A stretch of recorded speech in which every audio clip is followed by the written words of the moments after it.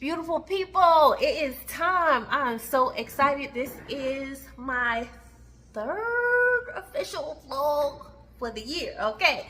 But I'm so excited because I am starting the Kennedy Ryan's Hoop series.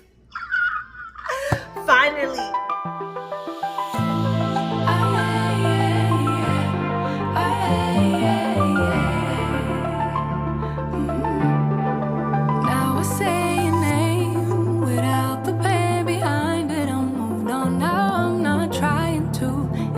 You anymore, spending all this time trying to get you out my mind. Oh, it feels so good to take. Beautiful people, it is time. I'm so excited. This is my third official vlog for the year, okay?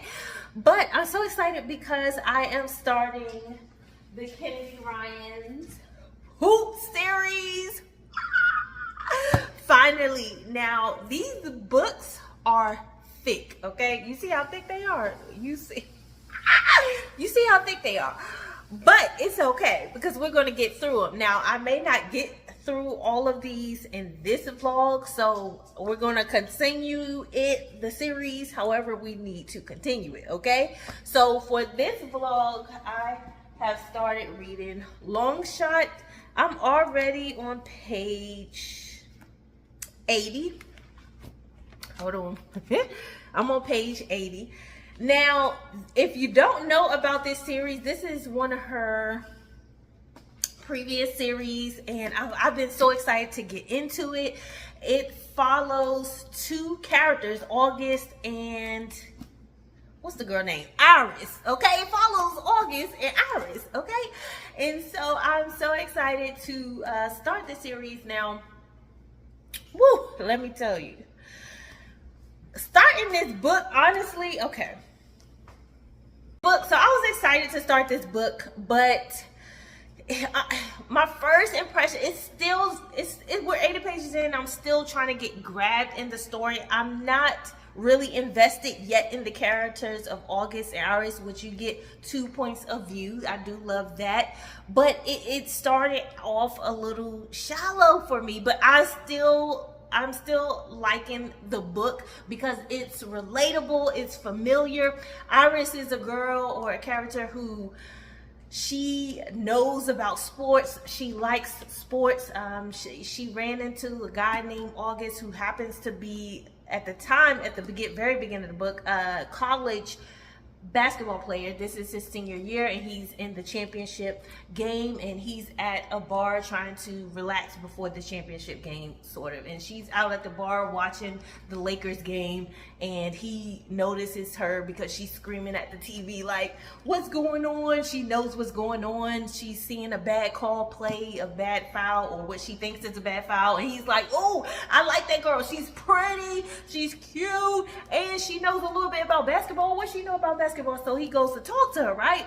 He goes to talk to her, and then he starts getting to know her a bit, and he's like, how you know about boy stuff? And she like, well, why wouldn't I? But she doesn't know that cheerleading is called cheerleading matches or cheerleading competitions. She says cheerleading matches, and he's like, oh, even I know that. And so it's just, at one end it's relatable because I was that girl. I was the one who, I played sports. I was an athlete. I've been in dance, gymnastics. I played basketball. I watched tennis, ice skating. I did skating myself because I trained on skates while I was performing and competing in dance as well. And I watched football. I mean, I watched all the sports and knew all the things, but I didn't like the cliche where, oh, if you have a girl or a young lady who knows about what they call men's sports or male sports like basketball and stuff like that, that they wouldn't know about cheerleading, dancing, and other things. I didn't like that because that's so cliche. It's so shallow because no, women like me, ladies like me, we know all the sports. We don't just know basketball. So I didn't like that. I wanted something a little bit different, a little bit unique, show a different side. There's some of us who actually like sports because we train. We're athletes ourselves, and when we watch other sports, it actually helps with what we're doing, what we're training on. And so I wanted that. They still haven't gotten together yet. It's still this back and forth, like, oh, I want her, but she ended up being with another guy on the opposition team who's also playing in the championship, and he didn't know until he saw her at the game and ran into her, and he was like, oh, Caleb, this guy is your boyfriend? Why are you with him? And it just started turning the whole colossal. By page 80, she is pregnant with Caleb's child, and she is the type who doesn't want to be pregnant, doesn't want to rely on Caleb, because she wants to be her own self based on family issues. Her mom was one who was relying on men and doing stuff that was a little bit out there in order to survive, and she like, I don't want to be like that. And so it's just like she's feeling forced to be with the guy who she's with now.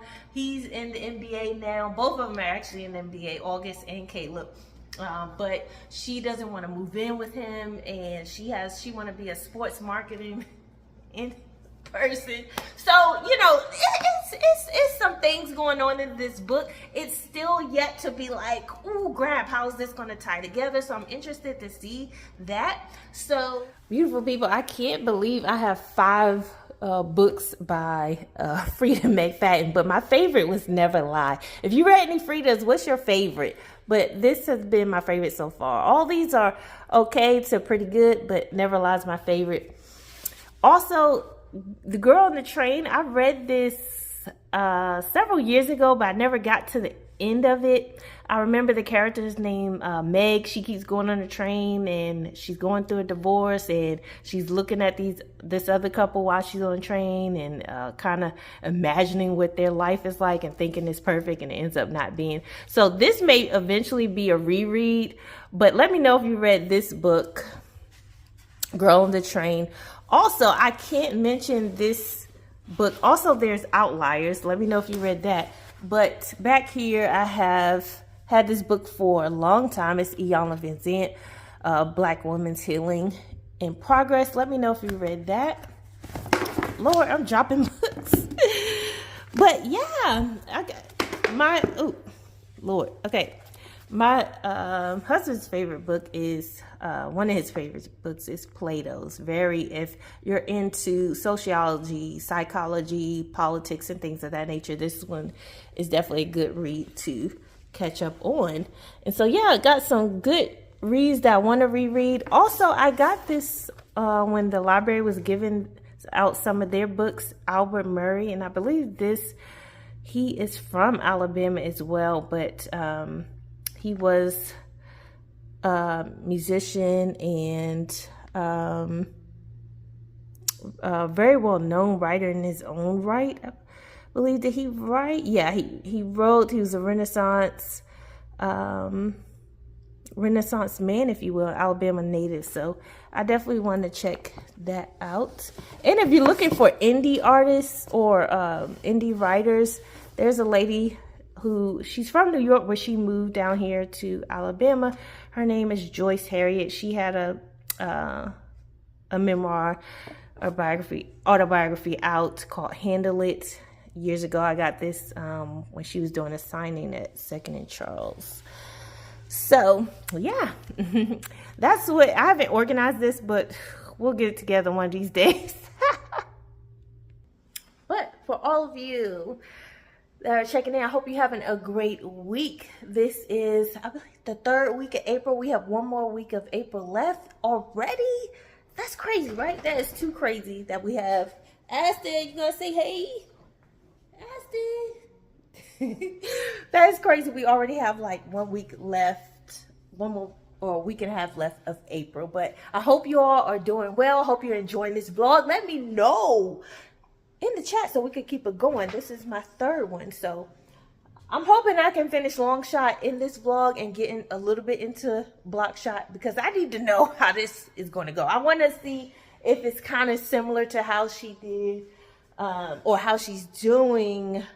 What's the series called? Skyland series, right? Where each of the characters, there were 3 friends, and then each book goes in more detail of each friend. Can't wait for it. Can't get enough. I've heard it was good, but yeah. I'll check back with you in a few.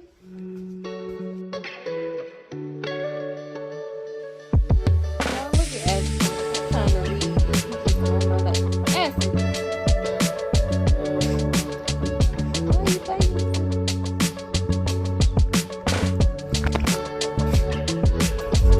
All right, y'all.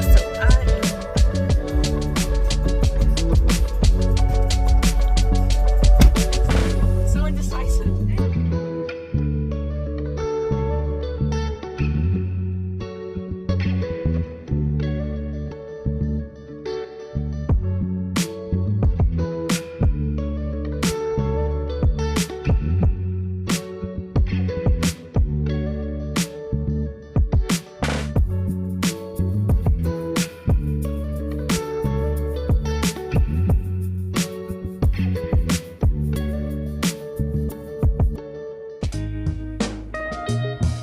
I got a new bag. It's so much bigger and it has a compartment in there to like your shoes.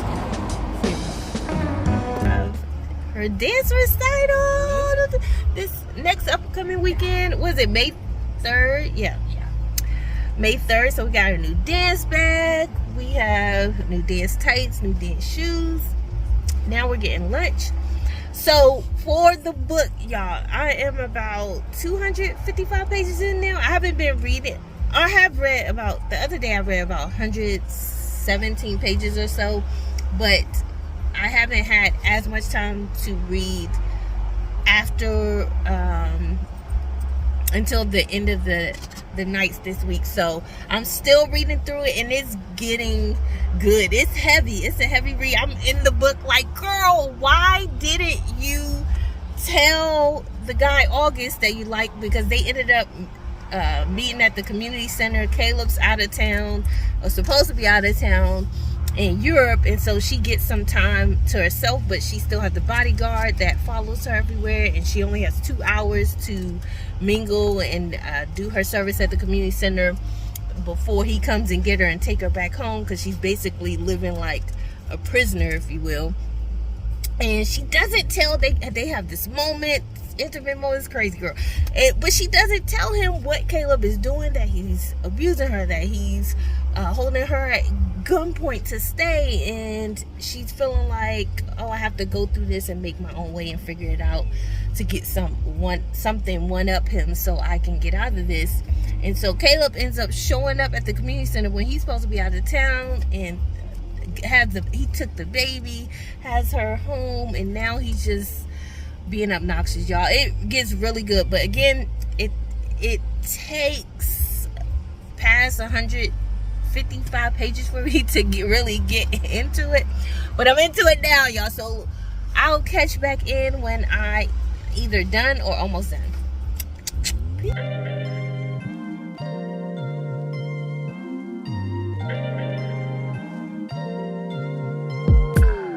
I'm telling you that there ain't no other way. Pack your bags and then you will go away. I'm not gonna be begging you to stay. Said maybe if you asked me yesterday, I would handle this shit differently. Things are different, I'm a new me. That's not gonna happen. That's not gonna happen. On the last weekend of April, y'all, already. Can y'all believe it? But I finally mustered up. I said, listen, I can't continue to look busted and musted. So I washed, blow dried, and pressed and curled my hair. It's feeling good finally, but it's so gorgeous. I love coming out here to read again, but our fig tree has bloomed, and it'll stay like this for a bit, and then figs start growing on it, and then the leaves start falling off. Like during the fall, it does not look like this, but it looks so gorgeous now. So, but y'all, this book, I gotta tell you, you gotta prep yourself for when you start getting into past halfway, or even a little bit before halfway point, you got to prep yourself because it is heavy. You're gonna be like, oh, I wanna go get him. I wanna go tear him up for our girl. Like, I need him to get it together. So let me know if you read The Long Shot. You know, if I won't get through the other books in this vlog, so there's gonna have to be a part 2. So we're gonna go into Block Shot on the next vlog. But there comes a point in time where we say enough is enough. Oh my gosh, this book will have you enraged while you're reading this book, Long Shot. Oh, it's a long shot, because I will say, listen, you better hope I don't find a brick, a lamp, a chair, whatever I got to find. It gets to a point where you say enough is enough. And that's what this character did, Iris, in this book. Oh my gosh, please start this series. If you haven't already, this is the Hoop series by Kenny Ryan. And this week I read Long Shot. And listen, it was a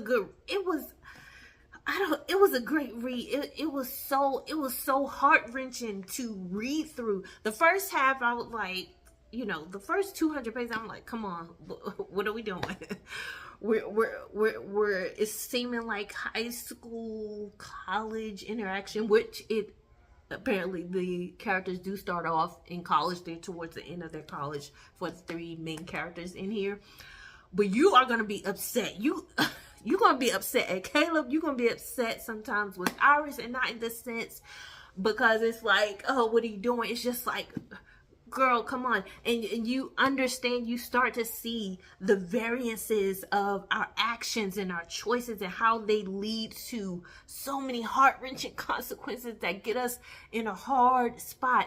I do love in this book and this read how Kennedy, she shows DV, and when I say DV, domestic violence and relationships, the nuances she puts in here is so great, because she has the character Iris at one point is kind of volunteering with the other girlfriends or basketball wives in the book here, and they each know another basketball girlfriend or wife who is also getting abused, and they kind of joke about it, and they're like, oh, so-and-so probably didn't show up because she ran into something again, or fell down the steps again. And they kind of say, oh, if it was me, I would go. I would just leave. If it was me, I wouldn't even be putting up with that. I would be fighting back.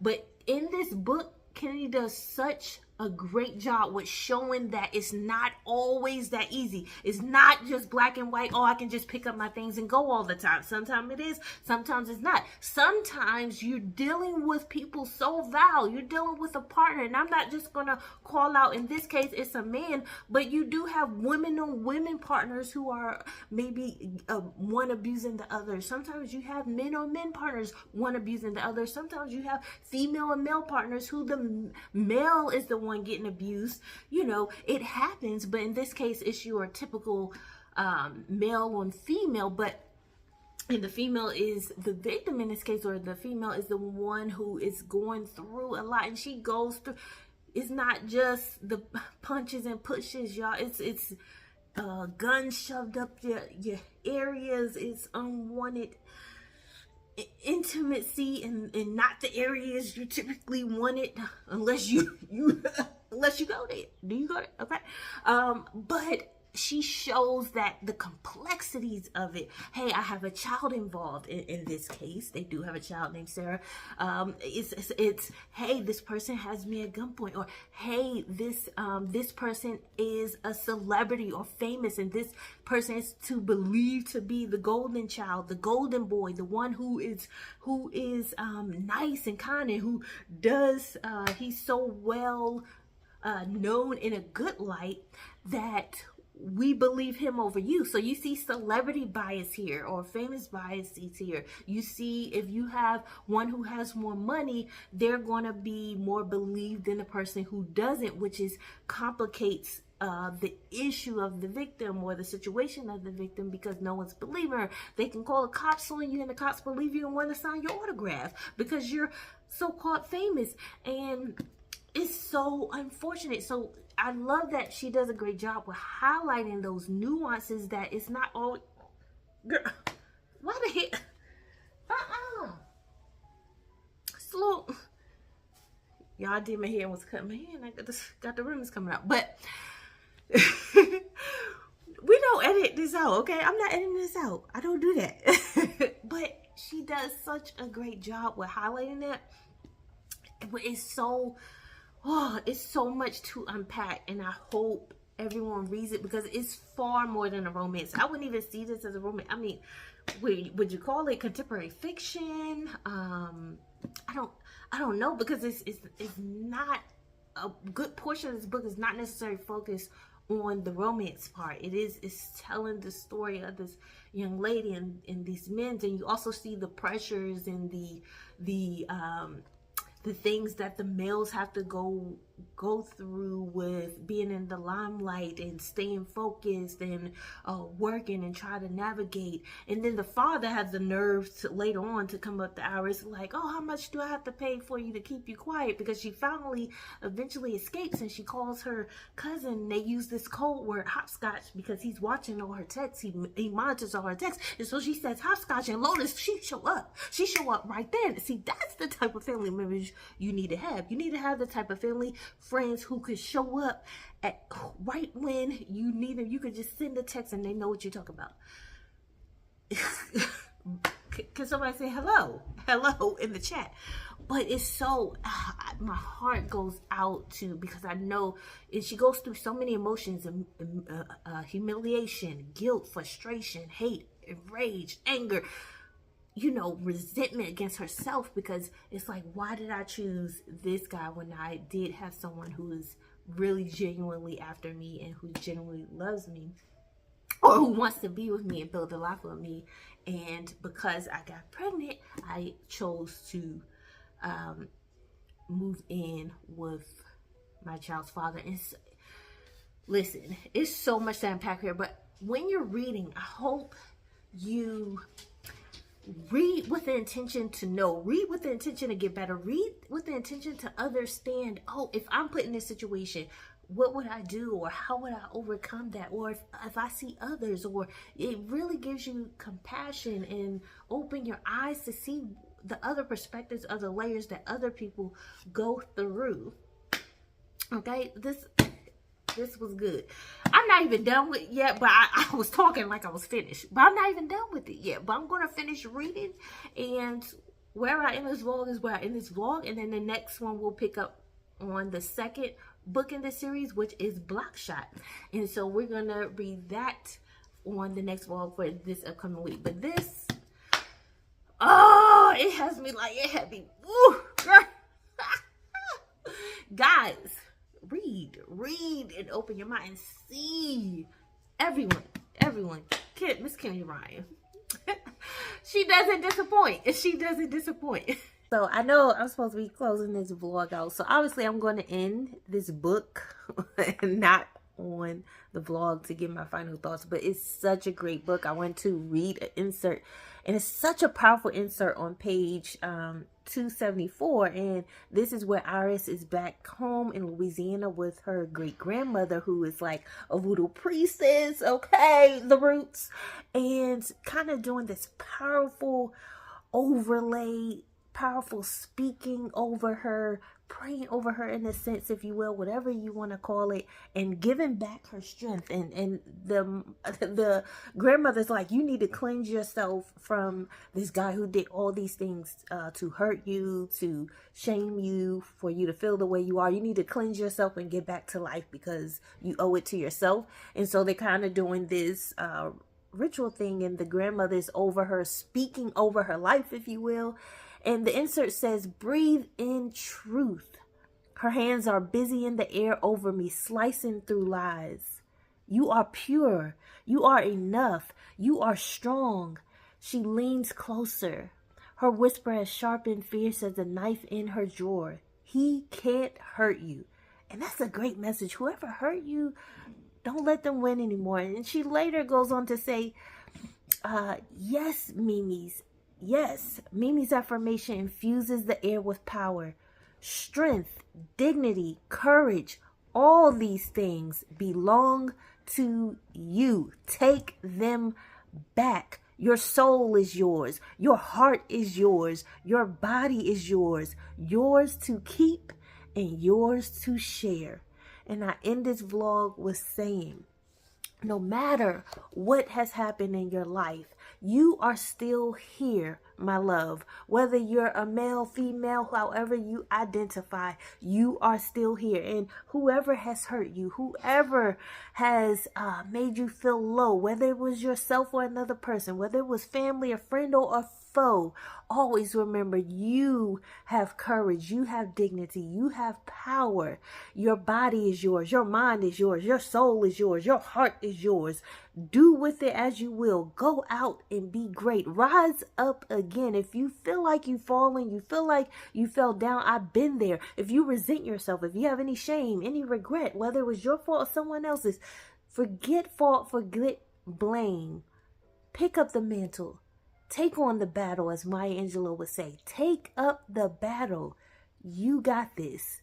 And if you watched this far, thank you so much for watching, subscribing, and come on, enjoy the DD crew, Darnaya, Darice. Okay, if you haven't already, you're going to get lifestyle motivation and bookish content here. You're going to get uplifted. You're going to get encouraged. And most of all, you're going to get challenged, because we challenge each other to be better and to be the best we can be. Why? Because we're of the living and we have a duty to make an impact.